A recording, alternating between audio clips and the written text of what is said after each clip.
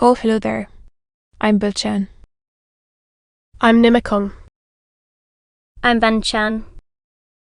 In this class, I'll read to all of you Chapter 20 of Frankenstein, or The Modern Prometheus. As.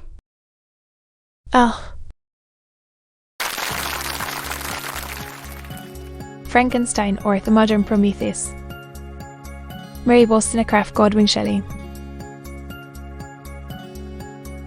Chapter 20. I sat one evening in my laboratory. The sun had set and the moon was just rising from the sea. I had not sufficient light for my employment, and I remained idle in a pause of consideration of whether I should leave my labour for the night or hasten its conclusion by an unremitting attention to it. As I sat, a train of reflection occurred to me which led me to consider the effects of what I was now doing. 2 years before, I was engaged in the same manner and had created a fiend whose unparalleled barbarity had desolated my heart and filled it forever with the bitterest remorse. I was now about to form another being of whose dispositions I was like ignorant. She might become 10,000 times more malignant than her mate, and delight for its own sake in murder and wretchedness. He had sworn to quit the neighbourhood of man and hide himself in deserts, but she had not, and she, who in all probability was to become a thinking and reasoning animal, might refuse to comply with the compact made before her creation. They might even hate each other, the creature who already lived, built his own deformity, and might he not conceive a greater abhorrence for it when it came before his eyes in the female form? She also might turn with disgust from him to the superior beauty of man. She might quit him, and he be again alone, exasperated by the fresh provocation of being deserted by one of his own species. Even if they were to leave Europe and inhabit the deserts of the New World, yet one of the first results of those sympathies for which the demon thirst would be children, and a race of devils would be propagated upon the earth who might make the very existence of the species of man a condition precarious and full of terror. Had I right, for my own benefit, to inflict this curse upon everlasting generations? I had before been moved by the sophisms of the being I had created. I had been struck senseless by his fiendish threats, but now, for the first time, the wickedness of my promise burst upon me. I shudder to think that future ages might curse me as their pest, whose selfishness had not hesitated to buy its own peace at the price, perhaps, of the existence of the whole human race. I trembled, and my heart failed within me when, on looking up, I saw by the light of the moon the diamond at the casement a ghastly grin wrinkled his lips as he gazed on me, where I sat fulfilling the task which he had allotted to me. Yes, he had followed me in my travels. He had loitered in forests, hid himself in caves, or taken refuge in wide and desert heaths, and he now came to mark my progress and claim the fulfillment of my promise. As I looked on him, his countenance expressed the utmost extent of malice and treachery. I thought with a sensation of madness on my promise of creating another like to him, and trembling with passion, tore to pieces the thing on which I was engaged. The wretch saw me destroy the creature on whose future existence he depended for happiness, and with a hell of devilish despair and revenge withdrew.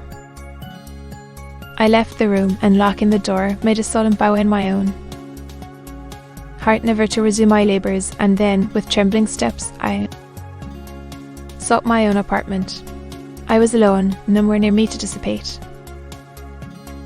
the gloom and relieve me from the sickening oppression of the most terrible reveries. Several hours passed, and I remained near my window gazing on the sea. It was almost motionless, for the winds were hushed, and all nature reposed under the eye of the quiet moon. A few fishing vessels alone specked the water, and now and then the gentle breeze wafted the sound of voices as the fishermen called to one another. I felt the silence, although I was hardly conscious of its extreme profundity until my ear was suddenly arrested by the paddling of oars near the shore, and a person landed close to my house. In a few minutes after, I heard the creaking of my door as if someone endeavoured to open it softly. I trembled from head to foot. I felt a presentiment of who it was and wished to rouse one of the peasants who dwelt in a cottage not far from mine, but I was overcome by the sensation of hopelessness so often felt in frightful dreams when you in vain endeavoured to fly from an impending danger, and was rooted to the spot. Presently I heard the sound of footsteps along the passage. The door opened, and the wretch whom I dreaded appeared. Shutting the door, he approached me and said in a smothered voice, "You have destroyed the work which you began. What is it that you ain't? Do you dare to break your promise? I have endured toil and misery. I left Switzerland with you. I crept along the shores of the Rhine, among its low islands and over the summits of its hills. I have dwelt many months in the heats of England and among the deserts of Scotland. I have endured incalculable fatigue and cold and hunger. Do you dare destroy my hopes? Begone. I do break my promise. Never will I create another like yourself, equal in deformity and wickedness. Slave, I before reasoned with you, but you have proved yourself unworthy of my condescension. Remember that I have power, you believe yourself miserable, but I can make you so wretched that the light of day will be hateful to you. You are my creator, but I am your master. Obey. The hour of my irresolution is past, and the period of your power is arrived. Your threats cannot move me to do an act of wickedness, but they confirm me in a determination of not creating you a companion in vice. Shall I, in cold blood, set loose upon the earth a demon whose delight is in death and wretchedness? Begone. I am firm, and your words will only exasperate my rage. The monster saw my determination in my face and gnashed his teeth in the impotence of anger. Shall each man, cried he, find a wife for his bosom, and each beast have his mate, and I be alone? I had feelings of affection, and they were recruited by detestation and scorn. Why, you may hate, but beware. Your hours will pass in dread and misery, and soon the bolt will fall which must ravish from you your happiness for ever. Are you to be happy while I grovel in the intensity of my wretchedness? You can blast my other passions, but revenge remains. Revenge henceforth dearer than light or food. I may die, but first you, my tyrant and tormentor, shall curse this and that gazes on your misery. Beware, for I am fearless and therefore powerful. I will watch with the williness of a snake, that I may sting with its venom. Man, you shall repent of the injuries you inflict. Devil, cease, and do not poison the air with these sounds of malice. I have declared my resolution to you, and I am no coward to bend beneath words. Leave me, I am inexorable. It is well. I go, but remember, I shall be with you on your wedding night. I started forward and exclaimed, villain, before you sign my death warrant, be sure that you are yourself safe. I would have seized him, but he eluded me and quitted the house with precipitation. In a few moments I saw him in his boat, which shot across the waters with an airy swiftness, and was soon lost amidst the waves. All was again silent, but his words rang in my ears. I burned with rage to pursue the murderer of my peace and precipitate him into the ocean. walked up and down my room hastily and perturbed, while my imagination conjured up 1,000 images to torment and sting me. Why had I not followed him and closed with him in mortal strife? But I had suffered him to depart, and he had directed his course towards the mainland. I shuddered to think he might be the next victim sacrificed to his insatiate revenge. And then I thought again of his words, "I will be with you on your wedding night." That, then, was the period fixed for the fulfillment of my destiny. In that hour I should die and have once satisfy and extinguish his malice. The prospect did not move me to fear, yet when I thought of my beloved Elizabeth, of her tears and endless sorrow when she should find her lover so barbarously snatched from her, tears, the first I had shed for many months, streamed from my eyes, and I resolved not to fall before my enemy without a bitter struggle. The night passed away, and the sun rose from the ocean. My feelings became calmer, if it may be called calmness, when the violence of rage sinks into the depths of despair. I left the house, the horrid scene of the last night's contention, and walked on the beach of the sea, which I almost regarded as an insuperable barrier between me and my fellow creatures. Nay, oh, that such should prove the facts stole across me. I desired that I might pass my life on that barren rock, where really, it is true, but uninterrupted by any sudden shock of misery. If I returned, it was to be sacrificed, or to see those whom I most love die under the grasp of a torment whom I had myself created. I walked about the isle like a restless spectre, separated from all that loved and miserable in the separation.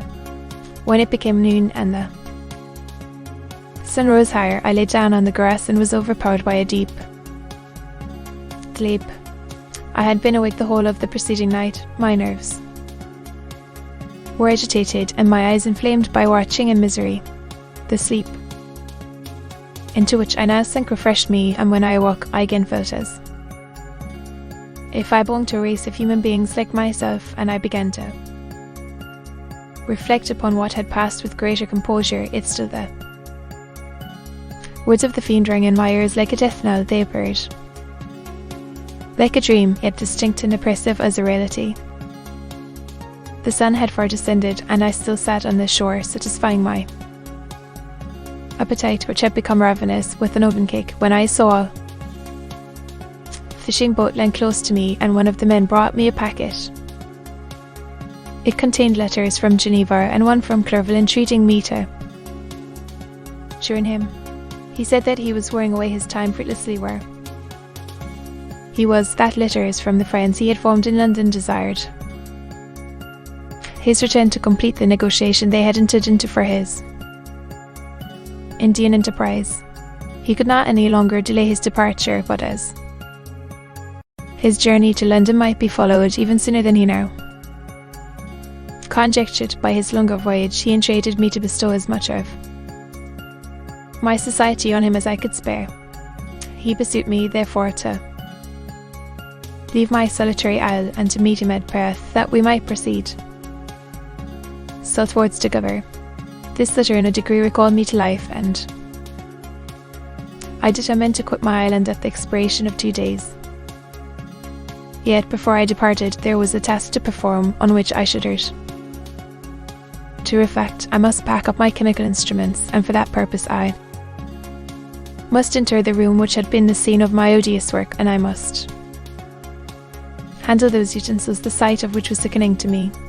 The next morning at daybreak, I summoned sufficient courage and unlocked the door of my laboratory.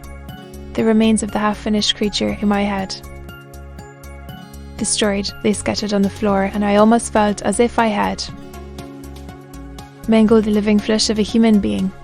I paused to collect myself and then entered the chamber.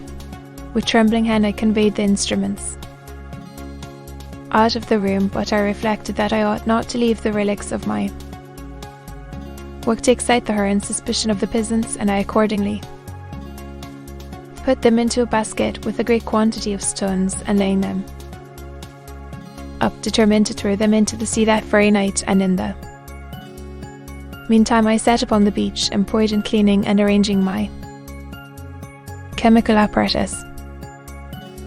Nothing could be more complete than the alteration that had taken place in my feelings since the night of the appearance of the demon.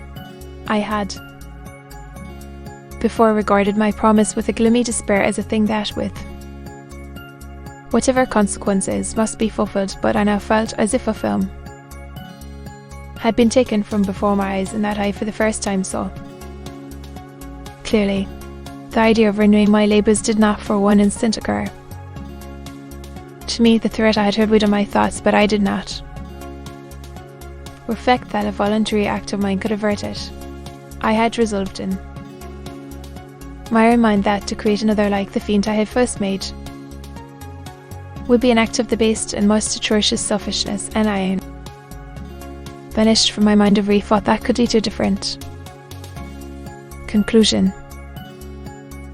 Between 2 and 3 in the morning the moon rose, and I then, putting my basket aboard a little skiff, sailed out about 4 miles from the shore. The scene was perfectly solitary. A few boats were returning towards land, but I sailed away from them. I felt as if I was about the commission of a dreadful crime, and avoided with shuddering anxiety any encounter with my fellow creatures. At one time the moon, which had before been clear, was suddenly overspread by a thick cloud, and I took advantage of the moment of darkness and cast my basket into the sea. I listened to the gurgling sound as it sank, and then sailed away from the spot. The sky became clouded a bit. The air was pure, although chilled by the northeast breeze that was then rising, but it refreshed me and filled me with such agreeable sensations that I resolved to prolong my stay on the water, and fixing the rudder in a direct position, stretched myself at the bottom of the boat. Clouds hid the moon, everything was obscure, and I heard only the sound of the boat as its keel cut through the waves. The murmur lulled me, and in a short time I slept soundly. I do not know how long I remained in this situation, but when I woke I found that the sun had already mounted considerably. The wind was heightened. The waves continually threatened the safety of my little skiff. I found that the wind was northeast and must have driven me far from the coast from which I had embarked. I endeavoured to change my course, but quickly found that if I again made the attempt, the boat would be instantly filled with water. This situated, my only resource was to drive before the wind. I confess that I felt a few sensations of terror. I had no compass with me, and was so slenderly acquainted with the geography of this part of the world that the sun was of little benefit to me. I might be driven into the wide Atlantic and feel all the tortures of starvation, or be swallowed up in the immeasurable waters that roared and buffeted around me. I had already been out many hours, and felt the torment of a burning thirst, a prelude to my other sufferings. I looked on the heavens, which were covered by clouds that flew before the wind, only to be replaced by others. I looked upon the sea. It was to be my grave. Fiend, I exclaimed, your task is already fulfilled.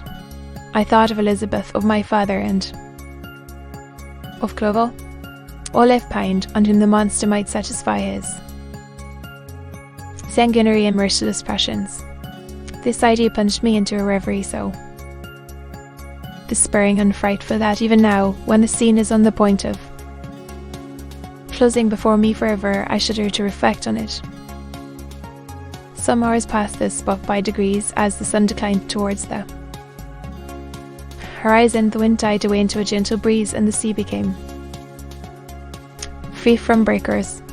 But these gave place to heavy swell. I felt sick, and hardly able to hold the rudder, when suddenly I saw a line of high land towards the south.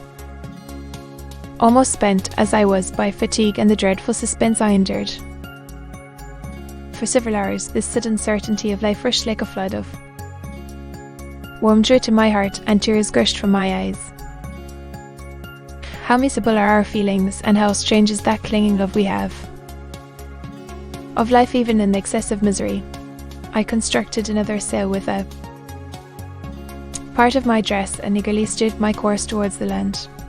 It had a wild and rocky appearance, but as I approached nearer I easily perceived the traces of cultivation. I saw vessels near the shore and found myself suddenly transported back to the neighbourhood of civilized man. I carefully traced the windings of the land and hailed a steeple which I had then saw issuing from behind a small promontory. As I was in a state of extreme debility, I resolved to sail directly towards the town as a place where I could most easily procure nourishment. Fortunately, I had money with. As I turned the promontory, I perceived a small neat town and a good harbour, which I entered, my heart bounding with joy at my unexpected escape. As I was occupied in fixing the boat and arranging the sails, several people crowded towards the spot. They seemed much surprised at my appearance, but instead of offering me any assistance, whispered, together with gestures that at any other time might have produced in me a slight sensation of alarm. As it was, I merely remarked that they spoke English, and I therefore addressed them in that language. Good friends, said I, will you be so kind as to tell me the name of this town and inform me where I am? You will know that soon enough, replied a man with a hoarse voice.